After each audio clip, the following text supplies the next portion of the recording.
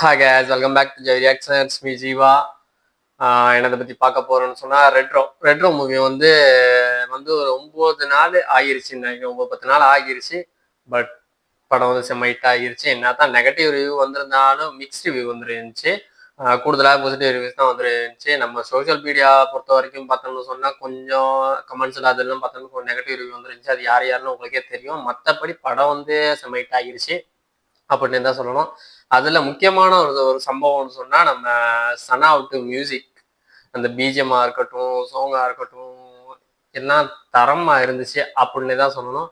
அதில் ஒரு பெஸ்ட்டான ஒரு சம்பவத்தை செஞ்சுருந்தேன்னு சொன்னால் எதற்காக மறுபடி சாங் எல்லாருக்குமே தெரியும். தியேட்டரில் கேட்டிருப்பீங்க. அதுக்கு கூட ஆடியோ லான்ச்சில் பாட்டு ரிலீஸ் பண்ணியிருந்தாங்க. எப்படி இருந்துச்சுன்னு எல்லாருமே கேட்டிருப்பீங்க. ஒரு அவ்வளோ ஒரு மெல்ட்டான ஒரு சாங். அது வீடியோ ரிலீஸ் ஆகியிருக்கு. அதான் பார்க்க போகிறோம். வாங்க பார்த்து வந்துடும். Let's go guys. இதில் டிலீட்டட் சீன் கொஞ்சம் இருந்துச்சுன்னு சொன்னாங்க. மேபி இது இது டிலீட்டட் சீன் தான். அப்படியே பார்த்து மாட்டிக்கிறேன்.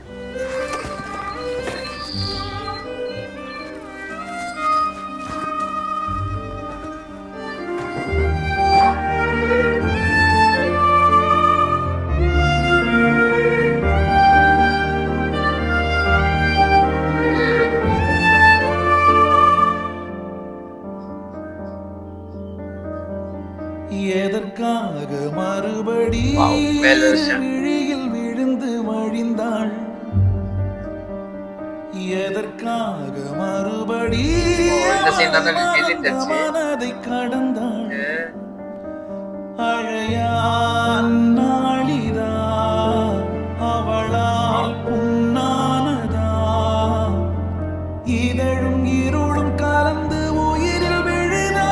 சிரிக்க மறந்த இரண்டு இதழும் பழுதா? அமைதி அடைந்த கடலில் புயலும் வருதா? படைத்த இருதா தேளாக நாள் மாறுமா?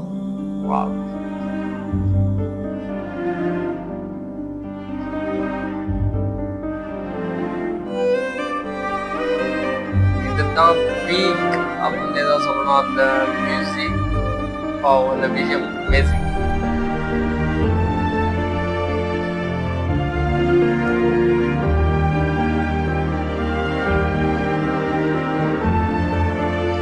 இதுதான் அவர் அவங்கள ஃபர்ஸ்ட் அங்க பார்க்க வர சீன்னு நினைக்கிறேன். ஓகே,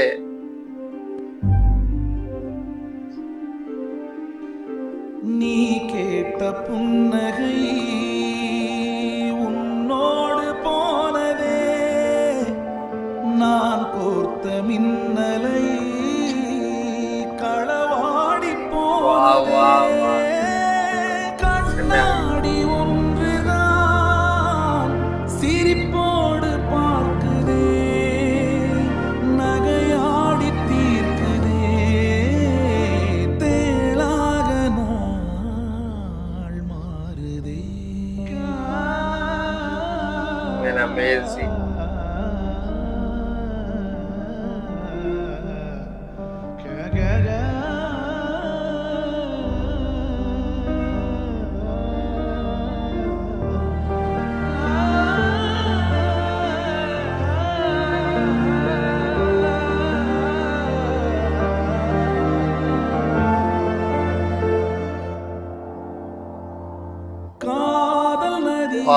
அந்த கண்ணுக்கு வைக்கிற அந்த போக்கஸ் சீன்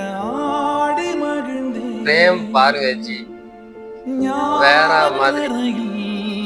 வந்தெழுந்தவன் ஈரம் தொலைத்து விட்டேன், விலகினேன் என் தடம். ரெண்டு பேரும் பக்கத்துல ஒரு சிங்கிள் பிரேம் தான், ஒரு சின்ன ஒரு மட்டும்தான் கேப். அமேசிங் பிரேம் அது.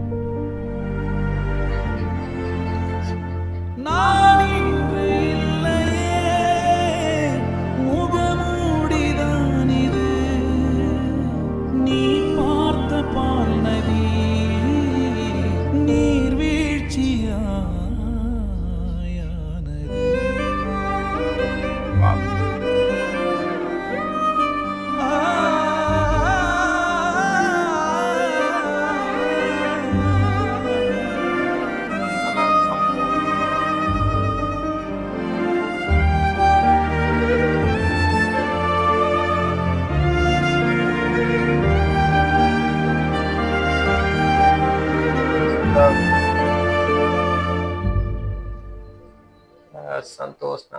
மியூசிக்கல் கார்த்திக் சுப்ராஜ் எதுக்காக மறுபடி ஓகே வெயிட் பார்த்துக்கிறேன். ஓகே மைக் வருது.